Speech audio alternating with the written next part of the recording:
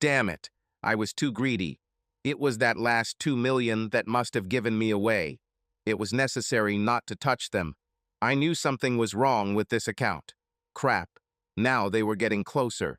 They seemed to think I didn't know about it yet. This will help. I still have time to hide and make sure they can't track me. Luckily, I had a plan for this. So, who am I and who is trying to find me? Who I am now is not important, since this personality will soon completely disappear. In 2 hours, I will be a completely different person. The trail the hunters are following will end before they can get enough information to figure out who I am. Who I am, or rather was, is a hacker. I'm a very good hacker. I'm also a very angry hacker with a very selective list of targets. I pursue criminal organizations that are engaged organization of illegal trade in prohibited substances. I attack their bank accounts and anonymously, of course, hand over incriminating evidence to the appropriate authorities. I am personally responsible for the conviction of 4 politicians, at least 50 policemen, a dozen soldiers in different countries, and so many small traders that I have lost count. I also stole over $100 million from their coffers. Of course, I take a percentage of it, but about 80% goes to various charities, mostly related to addiction treatment and rehabilitation programs. Why, you ask? Just. My little sister got involved with the wrong guy. I didn't like him very much, but she didn't listen to me. I did everything I could, but she made her choice. I tried my best to take care of her after our parents died. I've always been very good at computers, but the 2 dark years I spent depressed and alone after identifying the remains of her body took me from very good to almost magical. Those 2 years were spent in the basement of our parents' old house, where I learned the dark secrets and how to use them. I learned the code. I learned to navigate the dark web. I have found loopholes in most security software. Somewhere during those 2 years, some very damaging information about the group that tortured and killed my sister ended up in the hands of the D. Unfortunately, rival gangs somehow learned that this group was going to testify against others in exchange for a deal. Gangs move faster than cops, so the government saved a lot of money on the courts. Now who's hunting me? At this point, I'm guessing it's either Russian or North Korean hackers. Although I'm not sure who exactly, I'm sure they were hired by the organization that I just took about $30 million from. I really should have stopped at 28 million, but then I discovered that little account. I knew there was something wrong with him, but I was young, stupid, and still angry. Once this money went through 40 different accounts in 6 countries, my counter-hacking programs began to work. Someone installed a tracking program on your account. They were looking for where the attack originated from.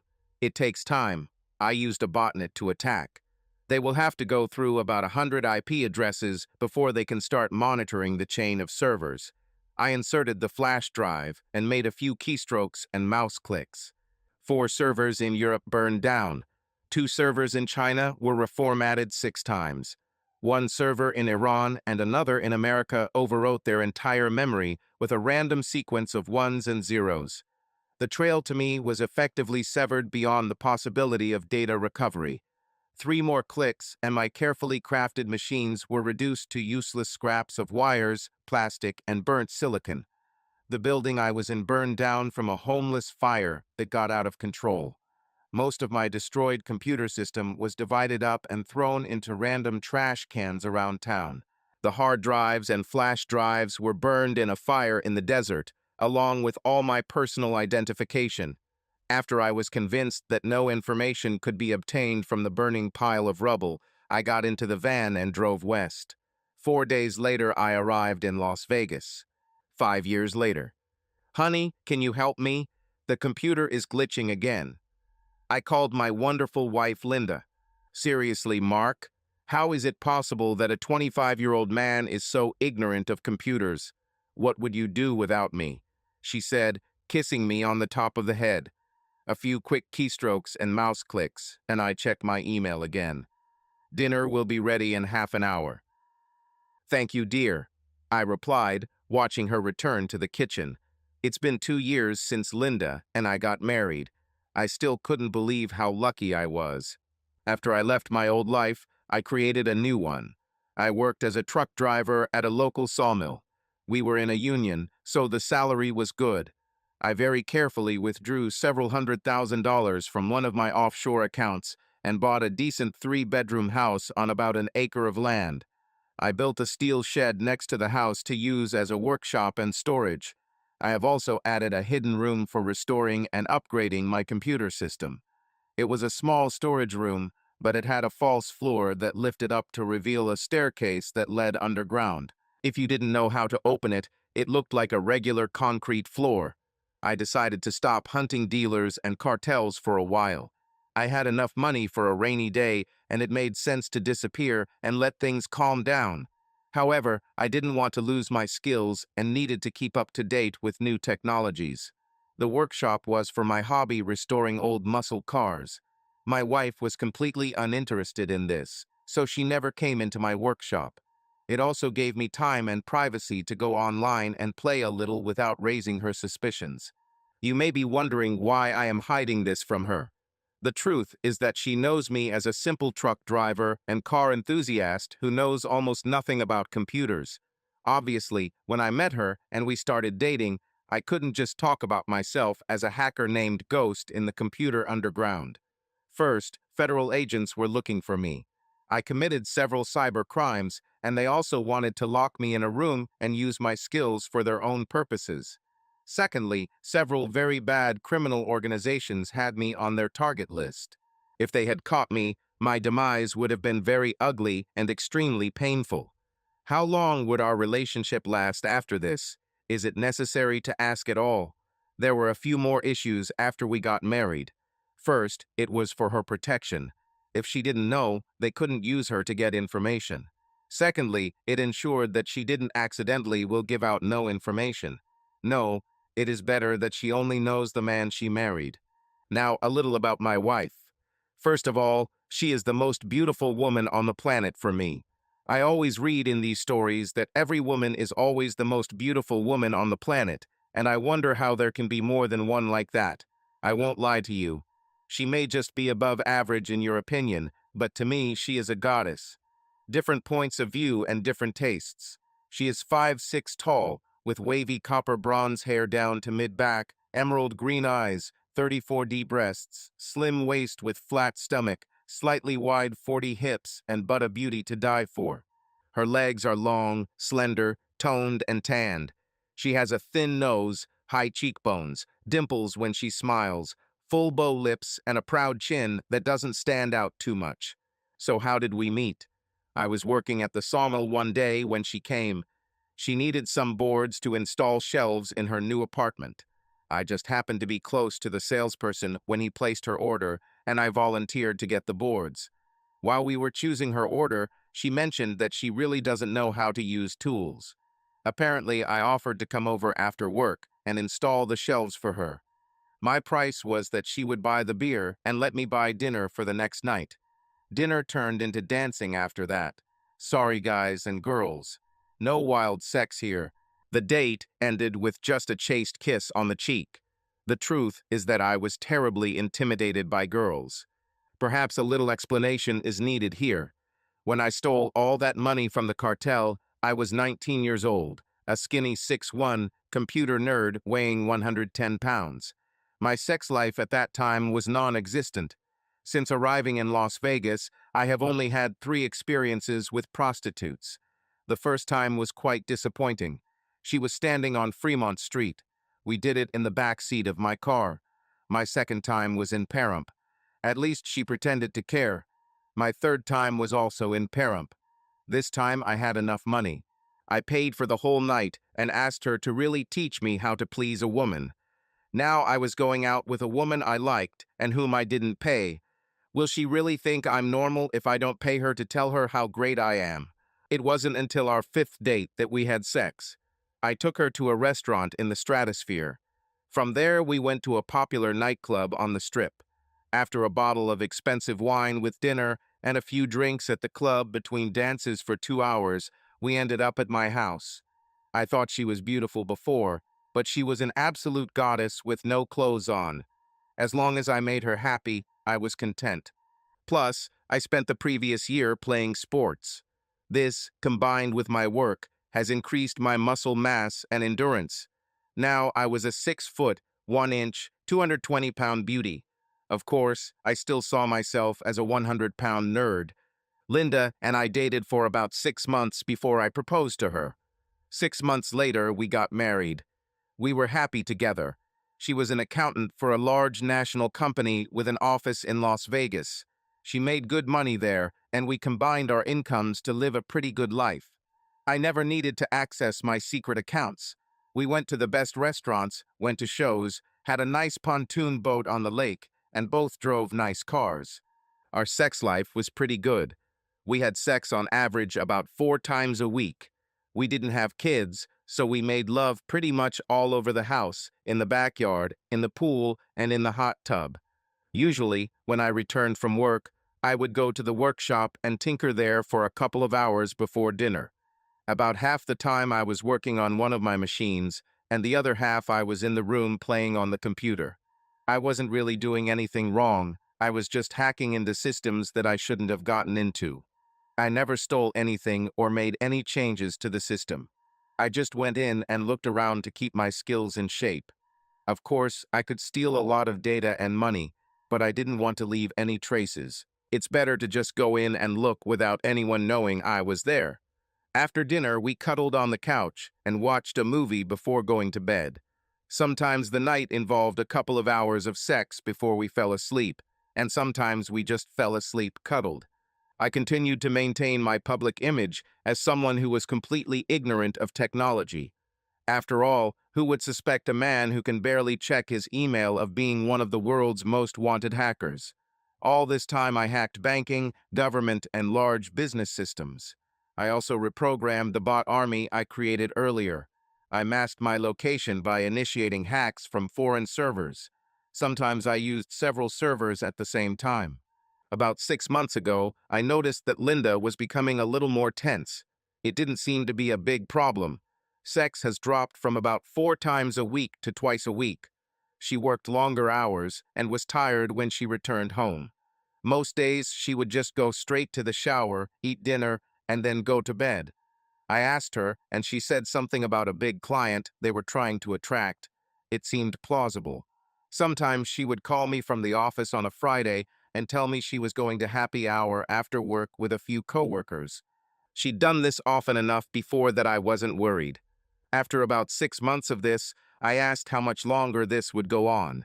I assumed that by this time they had either gained a client or lost one. Linda said it would probably take another week or two before things calmed down.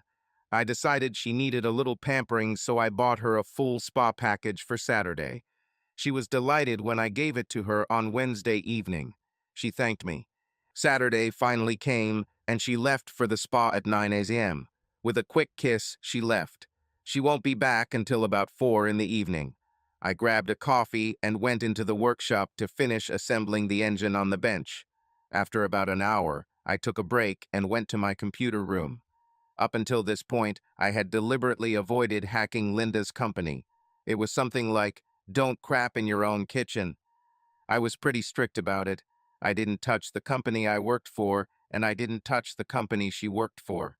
After logging in and checking my security programs, I began to wonder what. This is for a large client. It might be worth taking a look at what the project is and maybe getting into the new client's system. Their security system was child's play. I went inside in a couple of minutes. The first place I looked was Linda's computer. She was working on a project, so I had to get the information I needed there. Strange. Nothing really stood out about the big client. I did several searches using keywords: proposal, new client, quote, and others related to trying to negotiate a contract. Nothing. I started delving into her files. That's when I found a password-protected folder called Photos for James. What the hell? Why does Linda have a folder of photos for this no one from it? Yes, I knew who James was. I met him several times at corporate events that I went to with Linda. I didn't really like him. Although Linda thought that she was quite good at computers, and compared to ordinary people she still could not compare with me. I cracked open the folder in seconds and found myself inside. To say that I was shocked is an understatement. The folder contained numerous photographs of Linda naked in her office. There were also other photographs. The worst thing was the photographs where she did with a man what she forbade me to do. I sat and looked at the photographs, stunned. At that moment, something inside me died. After about 15 minutes, judging by the clock on the computer, I came to my senses and began to think about how to confront her as soon as she returned home. Divorce was a done deal. I still had a few hours left before she returned, so I continued to search for more information. I guessed it probably started about 6 months ago when I first noticed a change in her behavior. I opened her email and was even more shocked. Several of their correspondences showed that this lasted much longer than I thought. They had been lovers since about a year before I met Linda. If that was the case, why did she even start dating me? What's happened? I found another letter that mentioned accounting errors with several large clients, as well as in their own company, and also something about an offshore account. I switched to James' computer. There were even more photos of Linda. Several were taken in a motel and in another man's bedroom. James was much more computer savvy than Linda, but he was still no match for me. I would need more time to do this, so I copied the contents of their computers and folders on the company network drive to a free drive on my server. Out of habit, I checked the personnel folder on the server. I stopped for a minute when I saw a folder with my name on it. I copied it too. Before I left the network, I installed spyware on both computers and the server. They will automatically forward all their activities to my computer. Linda returned from the spa and thanked me for a night of amazing sex. Yes, I was disgusted with her for what she did, but I'm a man. I won't turn down the opportunity to have amazing sex with a beautiful, energetic woman. She could be the devil himself, and I would still take advantage of it. Oh, that's right. To me, she was the devil. Sunday came, and I was back in my workshop. Linda was still sleeping when I got up, so I took the opportunity to open her phone and install the spyware. Text messages will now be secretly copied onto my computer system, and all her phone calls will be digitally recorded on a separate hard drive. I will also be able to monitor everything she does on the internet. Linda left at about 10 a.m. She said she was going to meet a friend for shopping. She had turned off the location tracking app on her phone, and I didn't want to accidentally turn it on. So instead, I hacked into her car's internal GPS system to track her. Surprisingly, she actually went to the mall. After making sure she wasn't coming back soon, I returned to the house and took her laptop. The first thing I did was copy the entire contents of the laptop to another hard drive. Then I installed a logger program and configured the camera for remote access. I didn't think I'd have much time before I had to put the laptop back in its place, but I decided to quickly check my browser history. That's when I found the second email address. I also noticed several visits to a bank in the Cayman Islands. I'll deal with this later. I wiped some oil and dirt off my hands and face to look like I was actually working on the car when I heard Linda come home. Shower, dinner, movie, then bed. Over the next week, I continued to play the helpless, loving husband. Every evening, I would go out to the workshop, pretending to work on one of the cars for a couple of hours. When I got home, I covered myself in oil to give the appearance of work. In fact, I was reviewing the mountains of information that I had collected. On Tuesday evening, I read a correspondence between Linda and James that caught my attention. James warned her about deleting the history on my laptop after use. Why was she using my laptop? It's worked fine. Of course, I set up my laptop to connect to my servers as soon as I bought it, but I never thought about spying on myself. A dozen keystrokes and mouse clicks, and it was solved. The next evening, while I was looking at the day's updates from their work computers, a new stream of data appeared. I quickly realized it was coming from my personal laptop. Having closed everything else, I began to study a new data stream. It seemed that money transfers were taking place. I turned on the camera on my laptop and brought the stream to another screen. Linda was there, working on my computer. She was wearing a Bluetooth headset in her ear. The microphone picked up her voice as she spoke. I used the third screen to stream live audio from her phone call. I watched and listened as Linda followed James' instructions and transferred approximately $50,000 from a fictitious account at their company to a bank in the Cayman Islands, and they used my computer to do this. She finished soon after, deleted that day's history, and walked out. What the hell is going on here? I didn't really have time to look at my personal file in their HR folder since it didn't seem as important as other things. That changed at that moment. It turned out that I was hired as a computer security consultant. I really respected the details they went into creating my fake credentials. James, being the head of their IT department, allegedly hired me.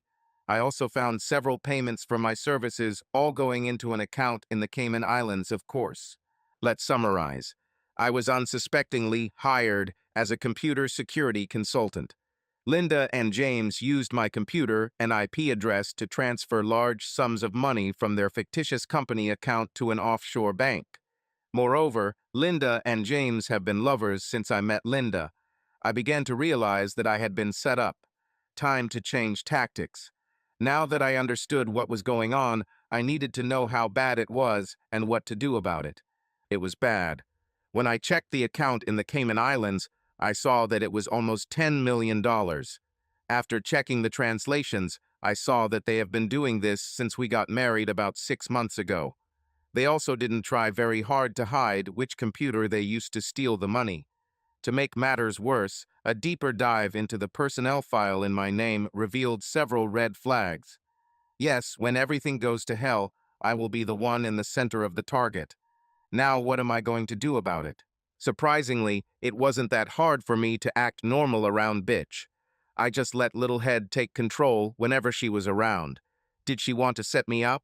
I'll happily take advantage of this as I prepare to actually strike back. What can I say? She's hot. Yes, I took every opportunity to have sex with her. The following Saturday, I went through her emails from the time we met. That's when I found out that they had chosen me as a scapegoat from the very beginning. Yes, she thought I was attractive and sex with me would not be a burden for her, but she was a little worried about my seeming incompetence with computers. James thought that would be a bonus. The less I knew about computers, the less likely it was that I would discover their plan. They had no idea what I could actually do. Now I needed a plan for revenge. I started preparing everything. First, I opened several new bank accounts. I then activated the bot army I had created. Most of the bot army would be a distraction, but I had a small group that could be tracked, although it would be difficult. Only a really good hacker can trace it back to its source. I didn't want it to be too easy. Of course, I deleted the personal folder with my name on it from Linda's company servers. I also hacked and changed all the translation files that were made on my laptop to point to a different IP address. To prevent this from happening again, I ran a really nasty virus on my laptop, then disconnected it from my secret servers. Later that evening, when I went to check my email, I discovered that a virus had attacked my laptop from a spam email I had opened and virtually destroyed it. I didn't mention the worry on Linda's face when she saw what happened. The next morning, I saw a text message between Linda and James. Apparently, they had almost completed their plan. They just wanted to make 2 more transfers to bring the total to exactly $10 million before setting me up. The plan was to suddenly discover the theft. Of course, since Linda was supposed to be the one who discovered this, she would be in charge of the investigation. James, as head of it, will conduct the cyber portion of the investigation. Naturally, everything will point directly to me. Linda, of course, will file for divorce while I'm in jail and then marry James a year later. Both would be shocked that I would do something like that. Of course, there will be suspicions about Linda's possible involvement, but she will point to her investigation and discovery and how I had to hide my computer skills from her. It will also be obvious that she is a victim, since I specifically used her to access the company's computer systems. They both laughed at the thought of me trying to answer questions about where the money went without having the slightest idea what the police were talking about. Linda also said she would buy me a new laptop and they could do the final transfers within the next 3 weeks. Now I knew what my deadline was. On Monday, I went to my boss and said I needed a week off for personal reasons. I had enough vacation days, and he was a pretty good person, so there were no problems. I found the toughest, dirtiest, most aggressive divorce lawyer in town and made an appointment for the next day. They thought they had 3 weeks, but they would be happy if they lasted 2. When I got home, I turned on my computer system and started working. I logged into James' home computer. For an IT guy, you'd think he'd think to turn it off and disconnect the power when not in use. No, he simply turned off the monitor. I controlled his computer through a server in Belarus. Not that it really matters, because that trace will be deleted anyway. His computer will be the endpoint for anyone following the trail. The cartel I robbed 5 years ago at least learned something about security. They changed their accounts and passwords, but still used the same banks.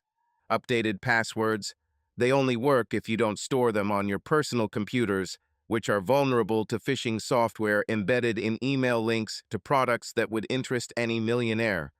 This was just preparatory work. I'll wait until I'm done with Linda before I deal with James. James wouldn't survive this, and I still needed to use him to bring Linda down. I continued to monitor the GPS in her car, so I was able to go to the park for an hour before returning home. She shouldn't know that I took a week off. Actually, she probably should know, but I wasn't going to give her that information to try and save myself. As usual, I went to the workshop to work on the car. She got out and went to Walmart to buy me a new laptop. While she was away, I did the preliminary work to set her up. It was important that her computer be used when she was at home. If she can prove she was not home, she will have a defense against the charges. I can't allow this. She texted me when she got home, telling me that she had bought me a new laptop and that it would take her about an hour to set it up. I thanked her and got to work. First, all ties to James had to be eliminated. I hated her, but I still didn't want anything really bad to happen to her. James will probably face torture and death, but Linda will simply go to prison for the next couple of decades. I used a separate server route to access Linda's laptop. No workarounds, just a direct connection to her work computer and then to the company servers. $20 million was transferred from the company to 4 different accounts in her name. Then travel plans were made. A one-way ticket was purchased for her on Thursday morning to the Cayman Islands.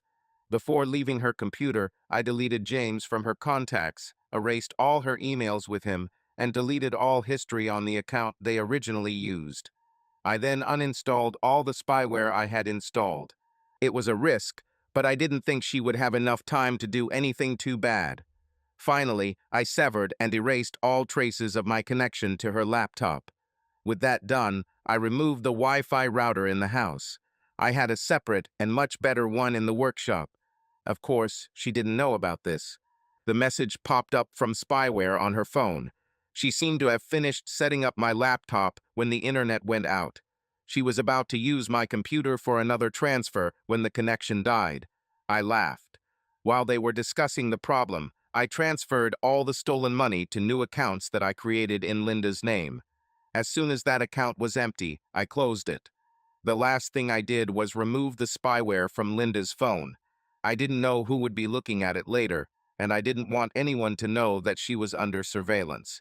Then I turned off all systems and went home for dinner.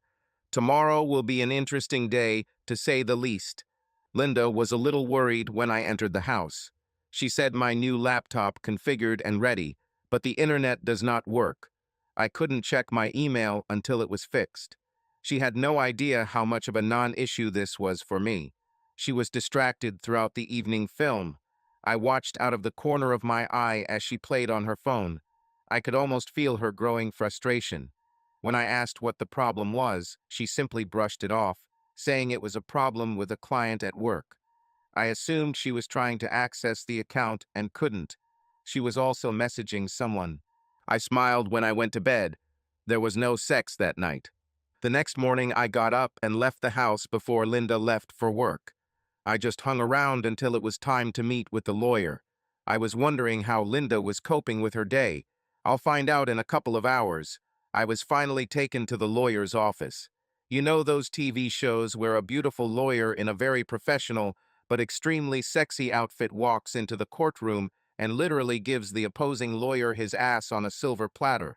It was my lawyer. 5'6" tall, angelic face, curves that would make a race car lose control, endless legs and breasts that could start a war. 2 minutes into the meeting, and I could tell she would be a piranha in the courtroom. The room is almost the chorus of heart was heard. After making sure that everything was confidential, I told her that my wife had been cheating on me throughout our relationship. I also explained to her about the embezzlement and the frame-up. She asked how I knew about all this, and I gave her a partial answer. I didn't completely lie, but I didn't tell the whole truth either. Okay, I lied. I said I was using my wife's laptop because mine wasn't working correctly. That's when I saw a folder with a bunch of photos and then found her letters to her lover. The letters documented her infidelity and their theft. I just wanted to get a divorce before everything will fly to hell. She agreed to get down to business and start preparing documents. She said she could probably serve her the summons by the end of the week. I told her to hold it for a while. I had a better idea and didn't want to reveal too much too soon. We ended the meeting and I drove home, turned on my system, restarted the house Wi-Fi, and started working. I left the spy program at Linda's work. It looks like complete chaos has broken out there. The first thing in the morning was an emergency meeting. The theft of $20 million was discovered and an investigation began. By this time, I had already managed to hack James' phone. James tracked the theft and discovered that it led directly to Linda. He also discovered that their account had been emptied and transferred to new accounts with $20 million since last night. The accusations flew, and there were no excuses. Suddenly, Linda received an email saying she was being called to a meeting with the CEO, CFO, and head of security. This should be interesting. The sound of several cars approaching my house interrupted my fun. I turned everything off, went to the main part of the workshop, and closed hidden door. There is no need for anyone to show interest in this room. Yes, I rubbed some oil on myself to give the appearance of working on the car. As I walked out of the shop, I saw several police cars, as well as several large Chevy Suburbans. The police wore regular uniforms, and the people getting out of the large SUVs wore jackets with FBI written on the back. I wonder what this could be about. I barely glanced at the warrants and let them into the house. Of course, I offered all possible help, since I had nothing to hide. Guide mode. Yes, this is my wife's computer. This one is mine, but it hasn't been used much since we bought it yesterday and the Wi-Fi was turned off last night. Of course, take whatever you think is necessary. No, I have absolutely no idea what's going on. Sorry, I'm not very computer savvy. Just ask my wife and all our friends. I lost track of what was happening with Linda as I was taken to the police station and interrogated for several hours. My story held. After all, I was just a truck driver with little computer knowledge. No, I didn't know what my wife did at work. She was an accountant and worked with several clients, but I didn't know who those clients were. What do you mean by one-way ticket out of the country? Only her. No, I can't imagine why she was going somewhere without me. It soon became obvious that I had no idea what was going on. They searched my workshop thoroughly, but did not find my computer room. In the end, they sent me home. Linda was arrested while I was being interrogated. Poor James was forced to testify against her and also find all the money so that it could be returned. He must have really felt betrayed when he learned that she had cut off his account access, transferred the money to her own accounts, and then booked a one-way ticket, leaving him with nothing. Fortunately, I foresaw that I would be interrogated. After all, I am her husband. It was logical to assume that I might be involved. Of course, I was her only phone call. Being the devoted husband that I am, I called and found her a lawyer. Yes, I've thoroughly researched every criminal lawyer in town. Obviously, I needed to find the best lawyers so as not to make the mistake of hiring one of them for her. No, I specifically hired one of those who was a little below average. I didn't choose the worst because it could have been a reason for an appeal due to poor defense in court. I wanted her to be found guilty and serve the full sentence. A distinctive feature of the federal case is that there is no parole or sentence reduction for good behavior in federal prisons. If you are sentenced to 20 years in federal court, you will spend all 20 years in federal prison to the day. I attended her bail hearing and used the house as collateral to post her bail. Because she was a risky fugitive, she had to wear an ankle bracelet. Despite how much I hated her, I could still pretend to be a loving husband to those around me. Luckily, she was too depressed and shocked by her situation to want sex. Her cell phone was confiscated as evidence, so I went and bought her a new one. Of course, I took it to the workshop and installed spyware before giving it to her. Surprisingly, James blocked her number after her first message. He replied that he could not have any contact with her as he would be called as a witness against her. In her stupidity, she refused the deal and insisted on a lawsuit. She continued to claim that she was set up. She really thought she would win because she didn't do what the evidence showed. Yes, she didn't do that. Oh, she was guilty of stealing half the money in that account, but not all the money, and not using that particular account, and not using her own computer, and not buying the ticket, and not cutting her partner out of the scheme. Of course, the money was returned and easily found. The trial was ridiculous from my point of view. It was interesting to watch James testify about the computer records against her. I saw his internal struggle when he was forced to testify against his mistress, but at the same time he thought that she had betrayed him and was planning to run away, leaving him with nothing. All Linda saw was that her lover was betraying her and sending her to prison. I was filled with jubilation for 3 days of his testimony. I silently watched as her love for him turned into hatred. She did her best to defend herself on the witness stand.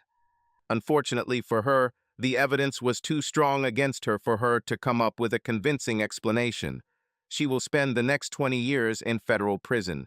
As the trial neared its conclusion, it was time to deal with James. I had a truly sinister plan for him. He won't survive this. Unfortunately, he will never know why this happened to him or that I did it. I couldn't risk it.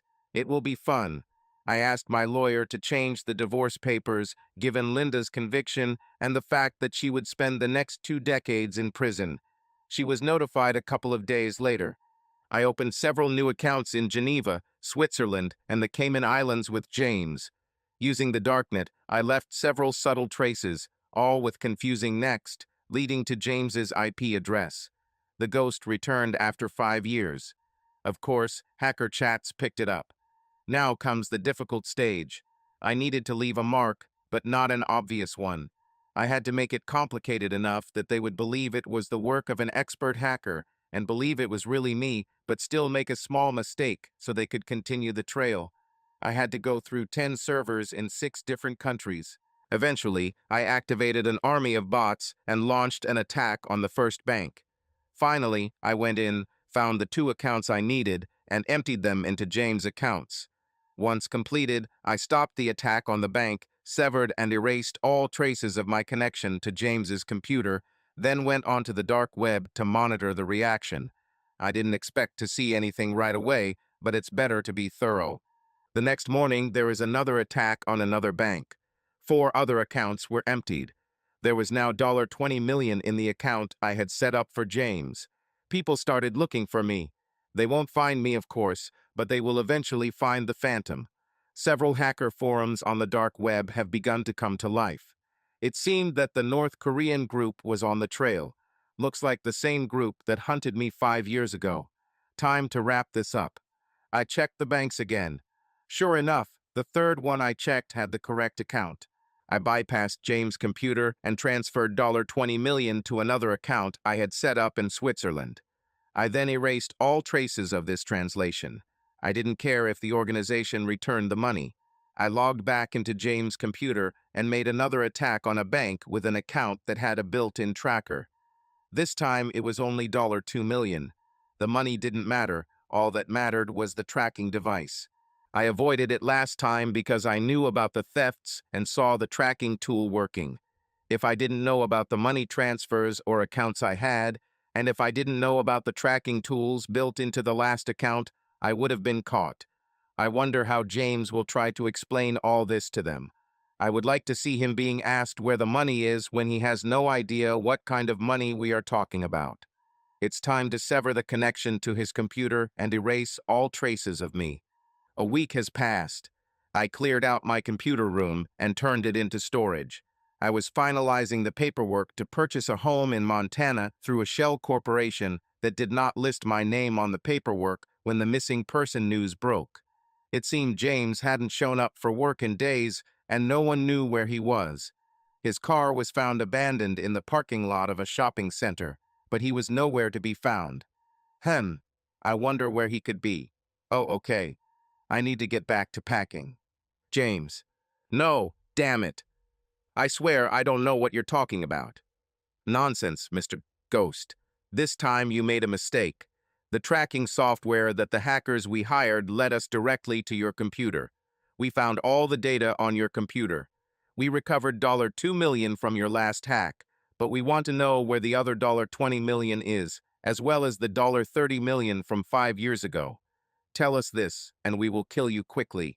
Keep lying to us, and things will get worse. But I don't know. Damn it.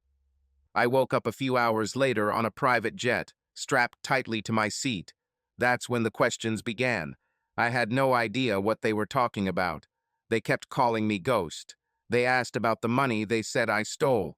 There were 20 million from a few days ago, and another 30 million from 5 years ago. They didn't believe me when I said I didn't know anything. I actually wet myself when they showed me the hard evidence on my personal computer. I could give them the answers they needed and die quickly, or they would make the rest of my life nothing but intense agony. I shit myself when I realized I didn't have the answers. Mark. Moving day. James has been missing for over a month. Yesterday, his body was found on the side of a road in Colombia. Mark will disappear by the end of the day. I'll accept my new identity after one last thing. I had already sent everything I was going to take with me to a storage facility in Denver, paid for by bank transfer from an anonymous account. I'll pick it up in a truck bought with cash. Linda was brought in and chained to the table opposite me. She didn't look well. Orange is clearly not her color. No makeup. Her hair was a little disheveled. She also had bags under her eyes. It looks like she hasn't adjusted to prison yet. How are you holding up? I asked. Please, Mark. You have to help me. I didn't do what I'm accused of. She begged. Linda, I sighed. I cannot help you. Besides, we're getting a divorce. Please, Mark. I didn't do this, and I don't want a divorce. Just sign the papers, Linda. Everything is over. Please, Mark. Just talk to James. Maybe he can help me. We were friends. Please just ask him. She begged. Have you heard of James? I asked. No, I keep waiting for him to come, but he never showed up. Well, he'll never come again. He was killed in Colombia. Her face turned white from shock. Apparently, authorities believe he stole a ton of money from a drug dealer. No, he could not, she said. Perhaps he couldn't, but they seem to think he could. Now, Linda, what you really need is just a signature. Submit divorce papers and let the situation go. But you leave me with nothing, she exclaimed. Certainly. You don't need anything, and what would you do with anything you get? You'll spend the next 20 years here. I explained. Please, Mark. You must help me. I can't stay here. My cellmate makes me do terrible things. I need to get out of here. Please. The time has come. Let me tell you a story, Linda. Perhaps this will help you. About 5 years ago, there was a very talented hacker. They called him the Phantom. The Phantom got this nickname because he was so good at hiding his tracks. It was literally as if a ghost was infiltrating the computer system. So, the Phantom decided to go against the traffickers of illegal substances. This was his personal mission. Over $30 million was stolen from one of the cartels before the cartel hired other hackers to track down the Phantom. Of course, the ghost saw the trackers and passed out before he was found. The ghost disappeared and created a new life. The ghost ceased to exist and ceased all its computer activity except for small hacking for practice and to stay up to date with technology. To everyone who knew him, he was almost computer illiterate. Even his wife didn't know who he really was. Yes, he fell in love and got married. He truly loved his wife with all his heart. 3 years after marriage, he accidentally discovered that his wife did not love him. He found out that she had been cheating on him throughout their relationship with her real boyfriend. Moreover, he found out that his wife married him only so that she and her boyfriend could frame him and make him a scapegoat for the embezzlement they were involved in. Her eyes widened to the size of dinner plates, and her skin turned white when I told her their plan. So Ghost decided he couldn't let that happen and hatched a revenge plan against both of them. First, he hacked into their computers, phones, and work network to gather information. Then he changed everything to remove his name from the frame and transfer all the evidence to his wife. He also made her lover believe that she was betraying him.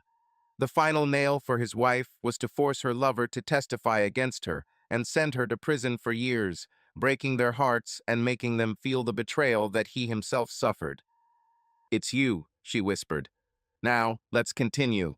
Since his wife was exposed, it was time to deal with her lover. You see, the organizer of the trafficking of illegal substances was still looking for the Phantom. Why not take revenge and make him believe that they have finally caught their victim? Two birds with one stone. So, the Phantom used his wife's lover's computer to hack and steal a lot of money from the same organizer of the trafficking of illegal substances. Unfortunately for his wife's lover, the Phantom was a little careless in leaving a small mark. You see, the elusive man didn't completely erase the trail leading to the lover's computer, so the cartel was able to trace the hack back to his computer.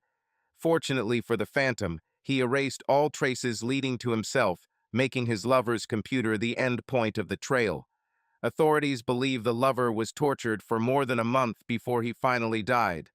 Unfortunately for the lover, he did not have the information that was required of him. This is all just fiction and cannot be proven, but I thought this story might help you cope. True, I truly believe that you didn't do what the evidence says, but no, you're not innocent. Now just sign the documents. Think about what your life would be like if someone accidentally found out that you were an informer in prison. I watched as her face turned from white to red. "You fucking bastard," she screamed, rushing at me. There is a reason why guards secure handcuffs on the table.